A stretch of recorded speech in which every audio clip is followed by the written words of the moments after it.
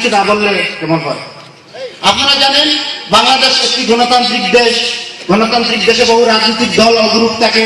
বিরোধী দল সরকারের বিভিন্ন নীতি, কর্মসূচি ও কর্মকাণ্ডের সাথে দ্বিমত পোষণ করে নানা বিষয় নিয়ে, নানা দিক নিয়ে সমালোচনা, বিরোধিতা ও সর্বোপরি সংসদ দরকার করে থাকে।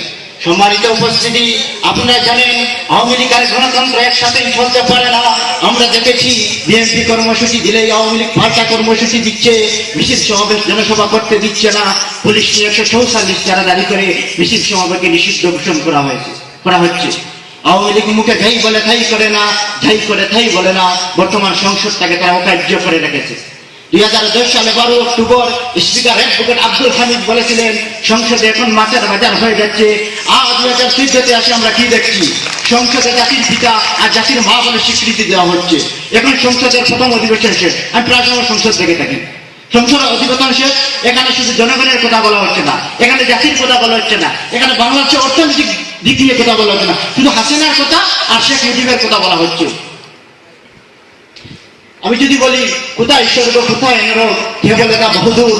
পেরুডুবিতে 157 জনের মৃত্যুর দায় স্বীকার করে দক্ষিণ কোরিয়ার প্রধানমন্ত্রী চিং হং উন উনি পদত্যাগের ঘোষণা দিয়েছেন।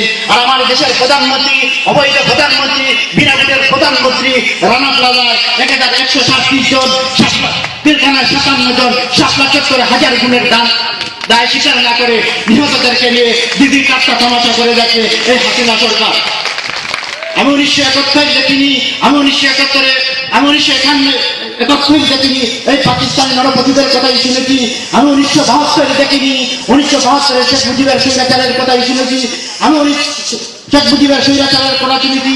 আজ 2008 থেকে 2014 পর্যন্ত এই স্বৈরাচারী হাসিনা, এই অবৈধ হাসিনা আজ বাংলাদেশের মানুষের উপর যে পরিমাণ জুলুম, নির্যাতন, নিপীড়ন, হত্যা, খুন, আওয়ামী লীগের বিরুদ্ধে এই কথা বলে তাকে হত্যা করা হচ্ছে, আওয়ামী লীগের বিরুদ্ধে এই কথা বলে তাকে গুম করা হচ্ছে, আওয়ামী লীগের বিরুদ্ধে এই কথা বললে তাকে গ্রেফতার করা হচ্ছে। আজ বাংলাদেশে গণতন্ত্র বলতে কিছুই নেই। আজ বাংলাদেশে এটা অকার্য রাষ্ট্র হিসাবে পরিণত হয়েছে। বাংলাদেশের সরকারি সম্মানিত উপস্থিতি, আমি এদিকেই বলবো আমার নেত্রী, আপসহীন নেত্রী, 16 কোটি মানুষের নেত্রী অল্প কিছু দিনের মধ্যে দুবার আন্দোলনের ডাক দিবেন। তা আমরা এখান থেকে বন্ধ করে আমাদের আত্মীয় স্বজন, বন্ধু বান্ধব, পাড়া প্রতিবেশী সবাইকে বলবো এই অবৈধ সরকারের বিরুদ্ধে, এই নাস্তিক সরকারের বিরুদ্ধে সবাই যার যা কিছু আছে তাই নিয়ে যেন প্রস্তুত হয়। কারণ এই সরকারকে যদি ক্ষমতা থেকে